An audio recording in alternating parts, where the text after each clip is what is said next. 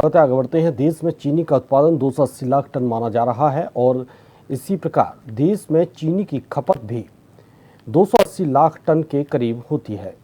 पूरे देश की चीनी मिलें एक नीति के अंतर्गत देश के उपभोक्ताओं की आवश्यकता के अनुसार प्रतिमाह मिलों द्वारा चीनी का निष्पादन किया जाता है। कुछ प्रतिशत चीनी का निर्यात भी किया जाता है और आयात भी किया जाता है। भारतीय उद्योग व्यापार मंडल के राष्ट्रीय अध्यक्ष बाबूलाल गुप्ता ने बताया कि कोर कमेटी की आवश्यक दूरभाष से संपर्क बैठक आयोजित की गई और निर्णय लिया गया कि देश में अचानक राष्ट्र चीनी नीति के फ्लॉप होने के कारण शॉर्टेज आ गई है। इसको ध्यान में रखते हुए हमारा दायित्व तो बनता है कि उपभोक्ता के लिए चीनी सूक्ष्मतम लाभ पर उपलब्ध करवाएं।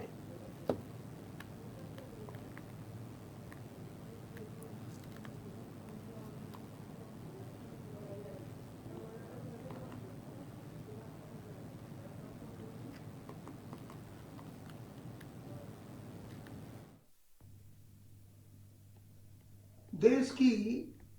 ये चीनी नीति एक तरह से फ्लॉप होती नजर आ रही है।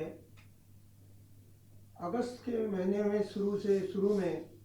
महाराष्ट्र में और उत्तर प्रदेश में चीनी 4,000 रुपये कुंटल बिकी और अब अगर महाराष्ट्र की बात करें तो करीब 7,000 कुंटल के करीब, और अगर उत्तर प्रदेश की बात करें तो 6500 के करीब चीनी बिक रही है। ये दोनों ही प्रदेश जबरदस्त चीनी के उत्पादक हैं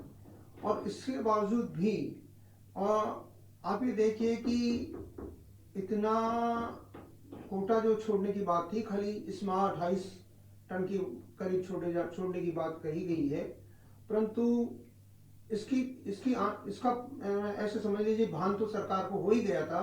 और इसी बोल करके इन्होंने थोक विक्रेता या व्यापारी की स्टॉक सीमा 4,000 क्विंटल चीनी की थी और अभी फिर इन्होंने एक निर्णय लिया है कि बाहर से जो चीनी आयात होती थी उस पर 100% इन्होंने ड्यूटी माफ कर दी है, परंतु उसका कोटा 10 लाख टन फिक्स किया है और चीनी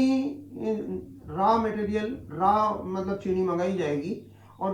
चीनी मिलों को दी जाएगी रिफाइन करने के लिए, और उनकी चीनी मिलों की अपनी रिफाइनरी की जितनी कैपेसिटी है उसकी व्यवस्था उनसे मांगी गई है।